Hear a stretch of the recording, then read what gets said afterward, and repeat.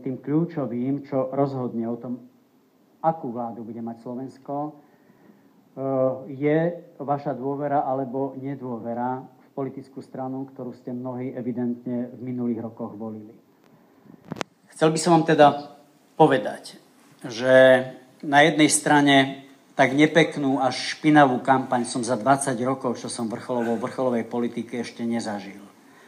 Na strane druhej naozaj rozumiem z veľkej časti frustrácií, ktorú mnohí pociťujete a ktorú ste dali aj veľmi otvorene najavo. A je dobre, že ste ju dali otvorene najavo. Myslel som, že sa vám prihovorím na záver prioritami nášho programu, ale ja sa domnievam, že vy nám dôverujete v tom, že dokážeme vytvárať priaznivé podnikateľské prostredie, že dokážeme kasu štátnu spravovať zodpovedne, že sme prijali obrovské množstvo zákonov, aby bolo menej korupcie, aby sme posilňovali vymožiteľnosť práva. Myslím si, že tomu všetkému dôverujete. To, čo cítim, že potrebujeme obnoviť, je dôvera v podstatu našej politickej strany. Dôvera v to, že sme stranou otvorenou, vnútorne pevnou, predvídateľnou a hlavne spoľahlivou.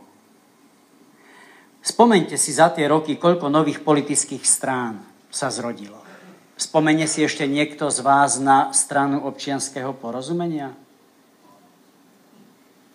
Spomeniete si ešte na mediálneho magnáta Pavla Ruska a jeho alianciu Nového občana? Potom sa narodila internetová strana. Už sme sa o nej dnes rozprávali, SAS.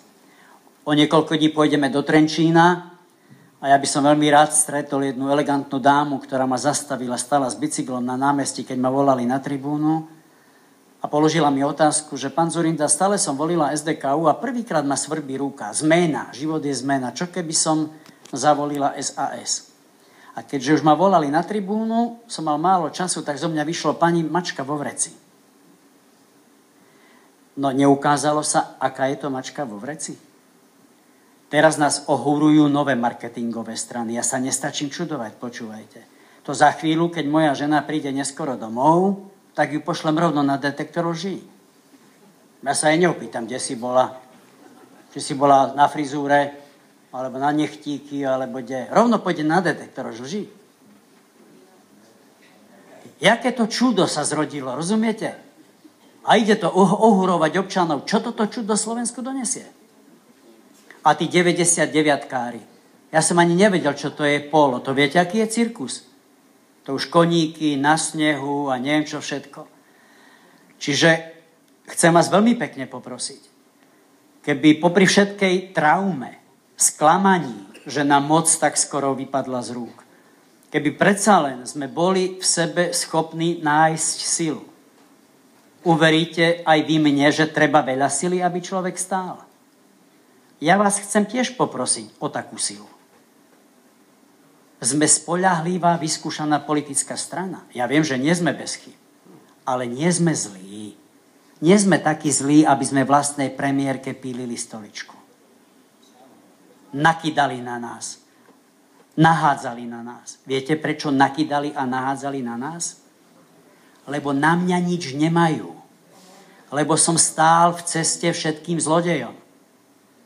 Za 20 rokov som nepočul na seba nič, že by som bol zobral alebo ukradol. Toto je prekážka pre mnohých ľudí.